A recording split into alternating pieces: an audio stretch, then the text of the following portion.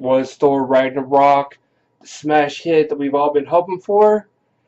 Is this going to finally end the not so great Thor movies? Find out here on Nephilim Entertainment.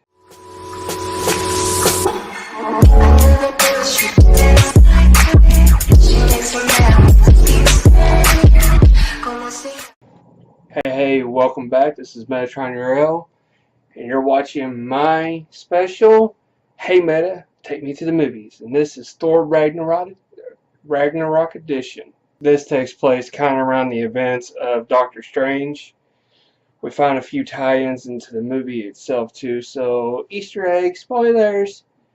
Basically, you got Thor, who is on the search for his father, and with the help of Loki, they attempt to track him down. In the midst of this, we discover that Thor and Loki have a big sister, Hela, the goddess of death. She just sounds so inviting. But in their crusade, war is brought to Asgard in the form of this woman. She unleashes all kinds of, dare I say, hell onto this plane of existence. Can Thor put aside his differences with his brother and form a ragtag team to help save him? Yeah, that's pretty much the gist of the entire story. It's your typical doomsday type of superhero kind of thing.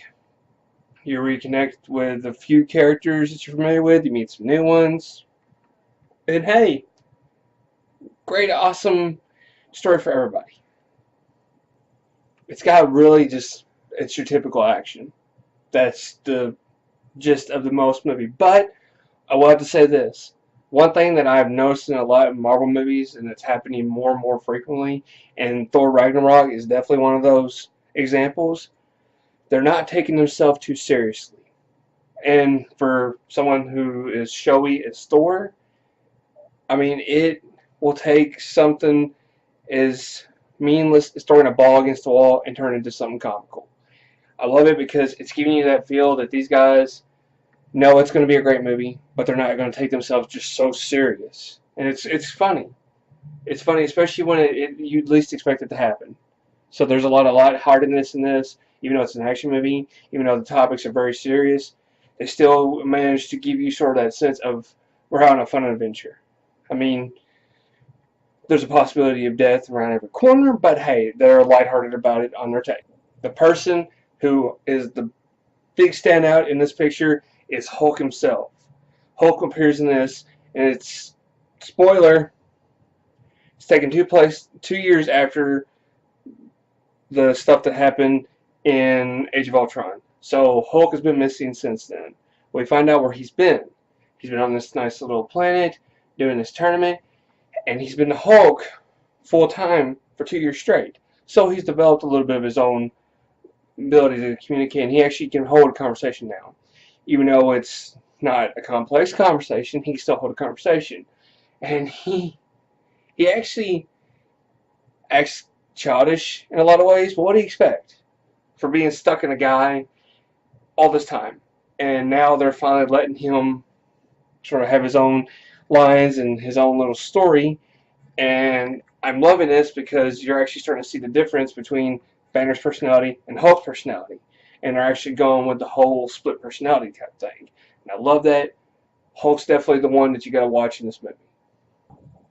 Now it comes to the point of Meta's 3 S's. What am I gonna rate this movie? Am I gonna rate it as a success? This movie was a hit beyond what I imagined. Sequel, am I hoping for more? Or seconds, will you want to watch this movie by itself over and over and over again? I have to rate it seconds. And I don't say sequel simply because we know that there's going to be more to the story within Infinity Wars. I don't rate it just simply a success because while it does meet beyond my expectations, seconds basically means this movie is perfect in itself, and I suggest you watch it over and over and over again. Don't just go and watch it in movie theaters. When it comes out on DVD, Blu-ray, 4K, buy it, watch it over and over again with the family. You'll love it. It's one of those greatest movies that you'll see in a while. But let me know down here below. Have you seen this movie? And what do you think of it?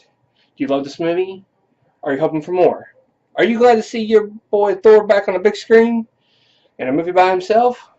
Are you wanting more? Let me know that in the comments below. But give me a big thumbs up on the bottom of the page. Subscribe to my page for more content. Stay tuned to the end of the episode for more content. But that is going to be a wrap for me. This is Metatron Uriel, telling all you daydreamers and creators out there, keep your heads in the clouds. Peace.